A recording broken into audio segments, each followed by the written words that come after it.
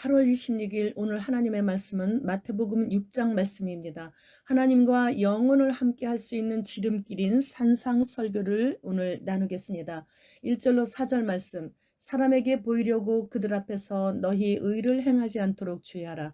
그리하지 아니하면 하늘에 계신 너희 아버지께 상을 받지 못하느니라.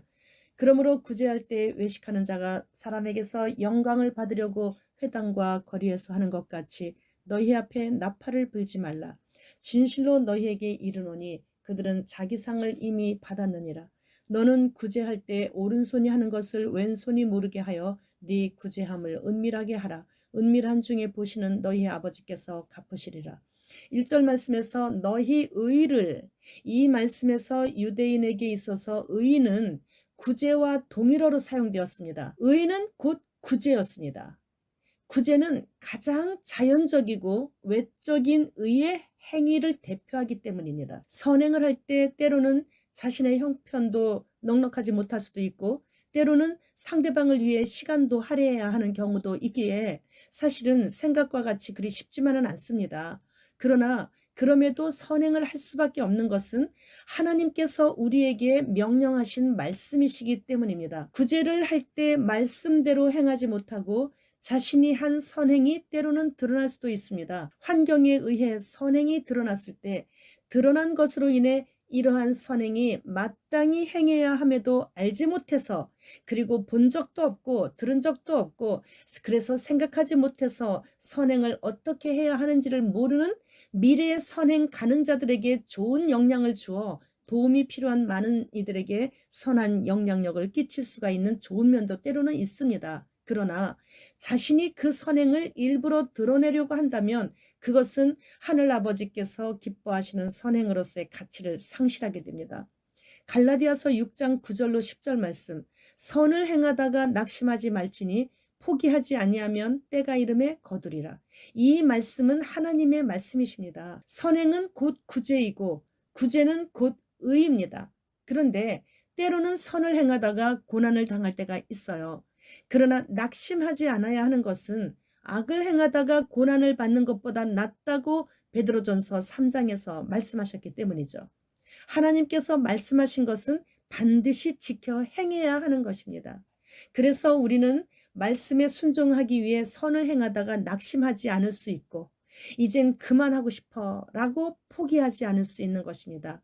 하나님의 말씀인 성경이 우리에게 주어지지 않았다면 지혜의 근본이신 예수님을 만나지 못하게 되었을 것이고 또 그러다 보니 무엇이 옳은지 그른지를 알지 못하게 되어서 선을 심지도 못하게 되고 그러니 결국은 결산하는 때가 이름에 좋은 열매를 거두지도 못하는 것은 당연한 것입니다.